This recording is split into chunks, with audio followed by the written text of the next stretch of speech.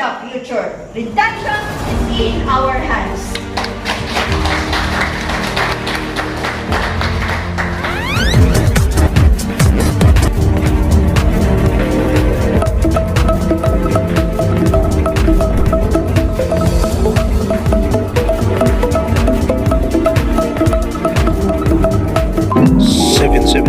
One Star Incorporated Kingdom of Marliga presents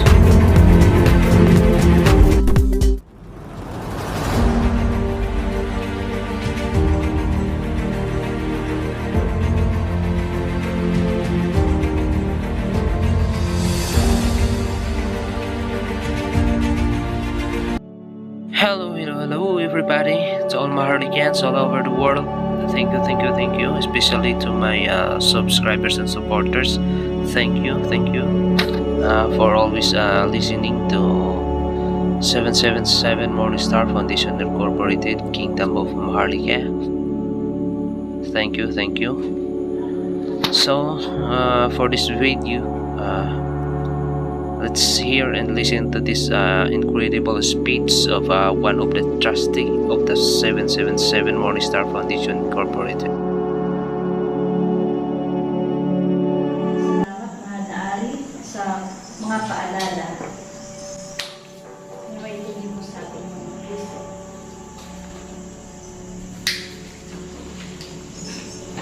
To my fellow Maharlikans, honorable guest, to our beloved founder, chairman of 777 Morningstar Foundation, King Generals, Administrators, His Royal Highness Rodolfo M. Palpalato,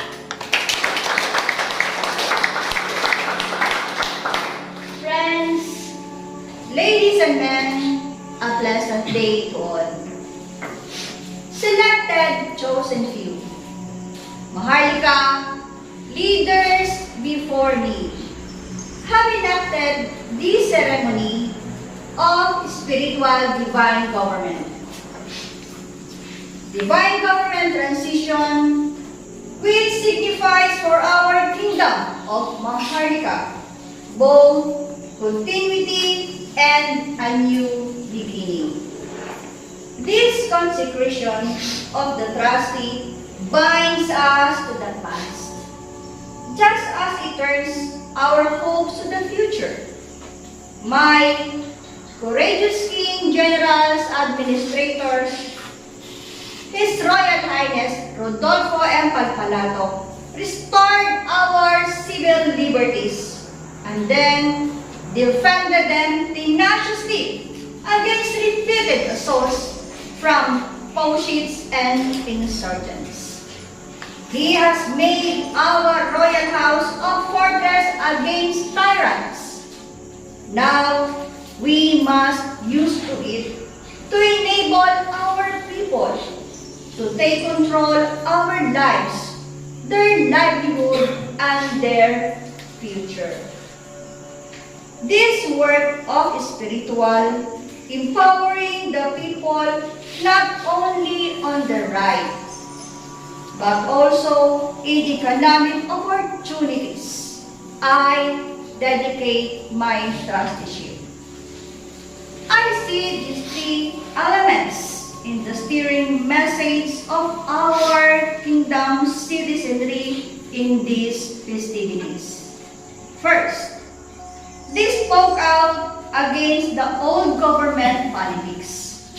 They declared the resolve to be led along new path and direction, divine government toward the nation we long for. Kingdom, peaceful, prosperous, and just.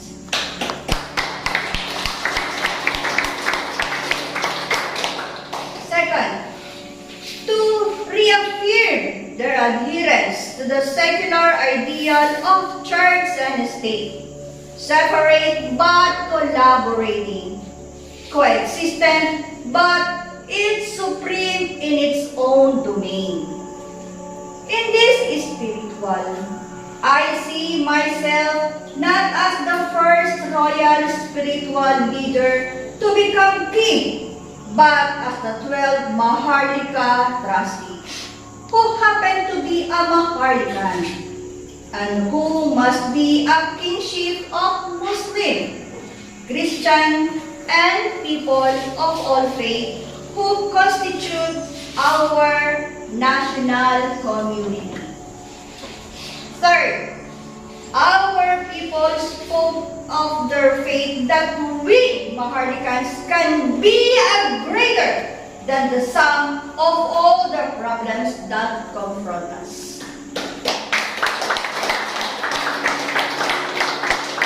But we can climb higher than any summit that we have already scaled. We cannot but interpret the trust that given us as a summon for us to unite and face the future together. The people are not looking for a scapegoat, but the basic things to get done and get done quickly. Let us begin by telling ourselves that the truth that our nation today is in trouble, and there are no easy answers, no quick fixes for our basic ills. Once we were the school of the Southeast Asia, today our neighbors have one by one passed us by. What is to be done? And what remains to be done?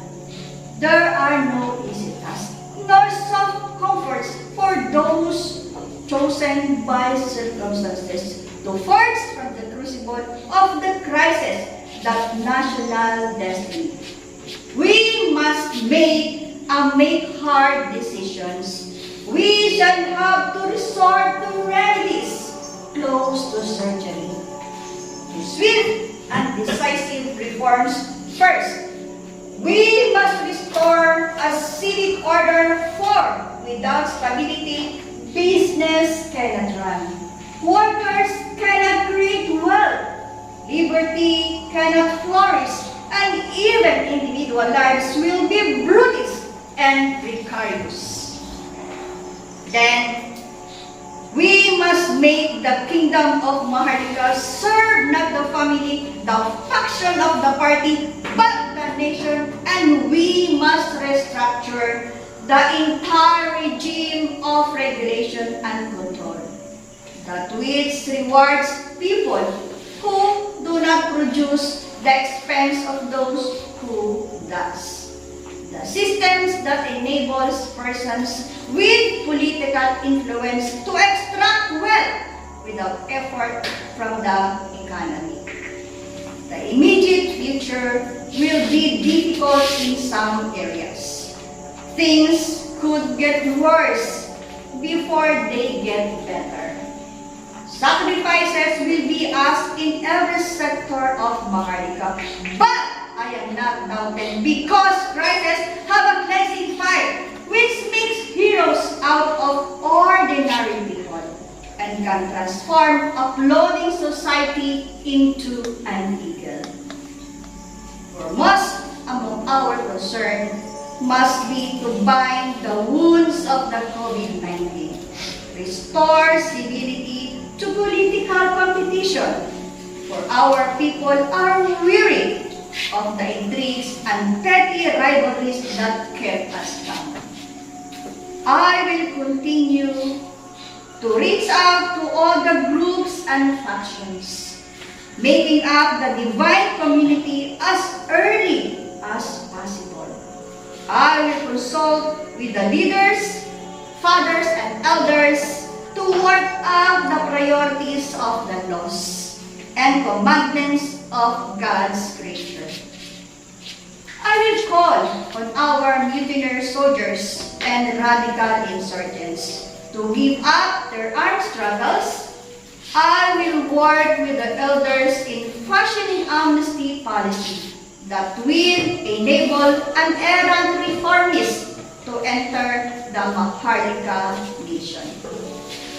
When the time is opportune, I also intend to convert itself as a constituent assembled to amend the constitutions and implement the divine law and commandment, the 613 Torah.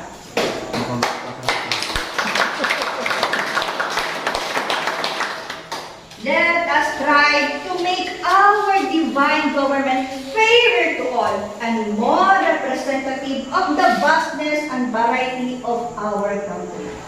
Let us all lay to rest our enmities and our conflicts. And these ones joins together in the reform and renewed our royal house of Maharlika. There are enough problems to engage us all. And if we surmount them, there will be enough glory to share.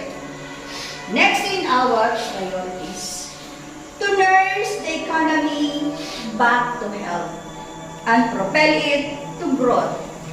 We must get the entire economy to generate productive employment, keeping in mind that for each citizen, a job means not a merely material income, but a social usefulness and self-respect. Here, too, we must beginning with the basic, the social service that the divine government must provide, but has not a foundations of economic health which we should have set up long ago, but have not. We cannot dream of development while our homes and factories are in darkness, nor can we exhort enterprise to effort as long as our government stands as a brake and not a spur to progress. Both farm and factory must be empowered to produce more and better. The regulation and privatization shall set free our industries from the apron of strings the state, dismantling protectionist barrier and providing correct incentives and support shall make our industry more efficient and world competitive. Our exports, the spearheads to economic revival and growth. The divine government has given us the law, opening the economy, the foreign investment. Our job now is to make that law come to life.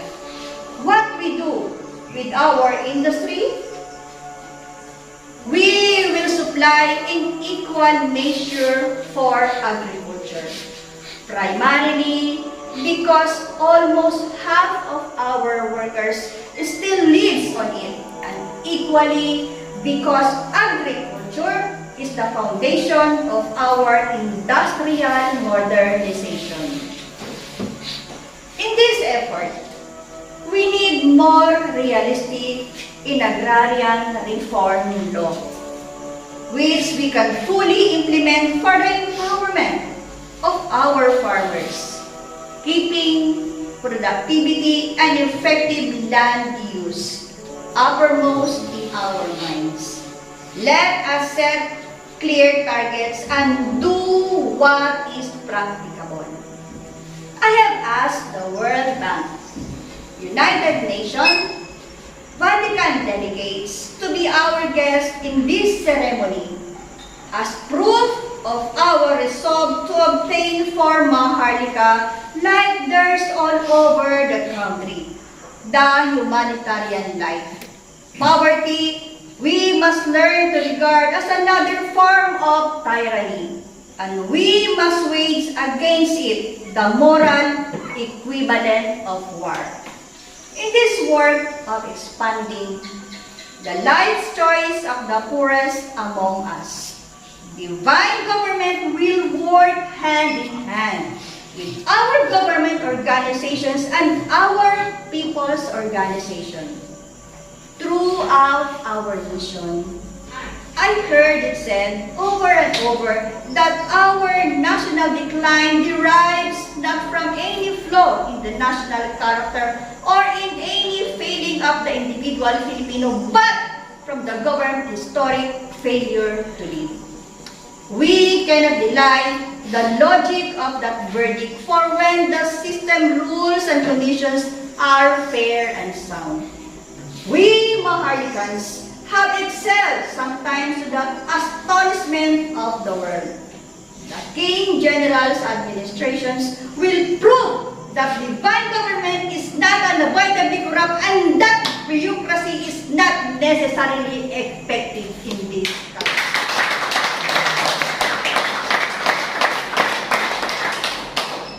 Graft and corruption, we will confront with action.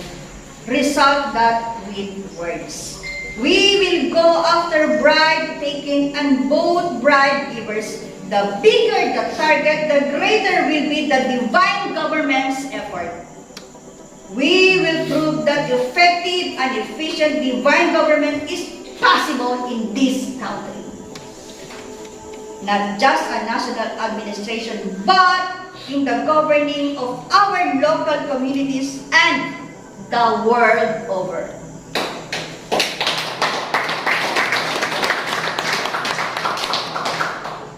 The road to development is by now much traveled. We Maharlikans have looked not the way but the will. This kingdom, my trusteeship shall provide. In our foreign relation, we shall strive to strengthen ties with old friends and trading partners, and we shall endeavor to develop new friendships. Our divine government begin its turn in a world transformed. The tide of freedom rising everywhere should help along our effort to make divine here and home. By the gift of providence, our archipelago is strategically located in the critical sea lands of Asia and the Pacific. This geopolitical fact shapes our relationship with the world, a sense of responsibility for the building of peace and stability in our regime and a recognition of opportunity in our quest to development. Diplomacy for development will be our central foreign policy thrust. While residual political military dangers may linger in the regime, securing continued access to markets and technology must become our regional partners and neighbors. Can we accomplish? Yes. All we need to do within 2 years? Yes, we can. We can lay the ground for self-sustaining growth and more. But we can win the future only if we are united in purpose and in will.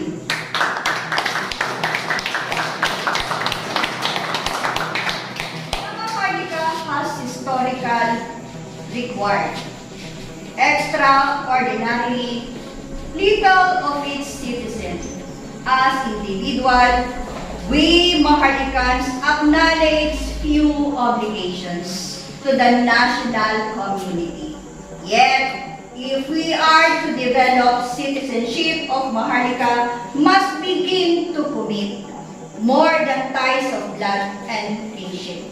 Only with civic commitment does development become more possible in the kingdom of Maharlika. Certainly, there can be no tolerance if tax evasion, smuggling, and organized crime, no matter how highly placed those who commit it, nor can we continue to turn a blind eye to the social cost of unbridled profit, the loss of our forests, the desiccation of our soil, the dredging up of our water courses, and the pollution of our cities. These are the public use and abuse of our natural resources, which once only entrust for those who will come after us. Some of us think that empowerment means solely the access of every citizen to rights and opportunities. I believe there is more to this democratic idea. Our ideology of Christian, no less than its Muslim counterpart, tells us that the power must flow to our neighborhood, our communities, our groups, our sectors, and our institutions. For it is by collective action that we will realize the highest of our hopes and dreams. During my term as a trustee, we will be celebrating the centennial of our national revolutions of peace, prosperity, and productivity. Those shining years between 1896 up to 1898, when we were a beacon of freedom for the whole of colonial of Asia. Generations of our heroes, from Sultan Kudarat to Dr. Jose Rizal, speaks to us across history to the strength that unity can confirm on any people. Yet, we know Maharlika have found unity difficult, even in the face of our crisis of survival. We were conquered by colonizers because we did not know our own strengths. Today, in the midst of our trials, we must learn how to be strong we can be. Do if only we stand together. This nation, which is the collective sum of our individual aspirations, cannot remain divided by distrust and suspicion. Either we rise together above our self-centered bickering and factional quarrels, or we fall into the pits we have dug for one another. In 1890, Rizal, envisioning that the Philippines is a century hence regarded as inevitable as the grid by faith, the advancement and ethical progress of the Philippines. We who come closer to the time have more diminished sense of our responsibilities. If we are to attain what Rizal wished for this prosperity, more law and greater liberty, we must do as he prescribed. We must default our decisions and summon one more the spirit of this nation. As Rizal foresaw, the time has come to tell ourselves that if we wish to be saved, we must redeem ourselves, and this work of self-redemption, we must expand the whole life of our intellect and the pulse of our hearts. For most of my life, I have mainly a citizen, wanting in eloquence compared to those who preceded me in this right to divine government transition. But I share their visions of our nations can become. This nation will endure. This nation will prevail. And this nation will prosper again. If we hold together, this nation will be the greatest of all.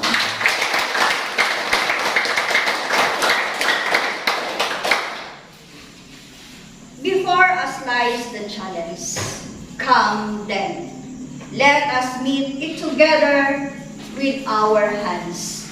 We cannot afford to fail, and with God's blessings for all just causes, let us make a common cause win the future. Redemption is in our hands.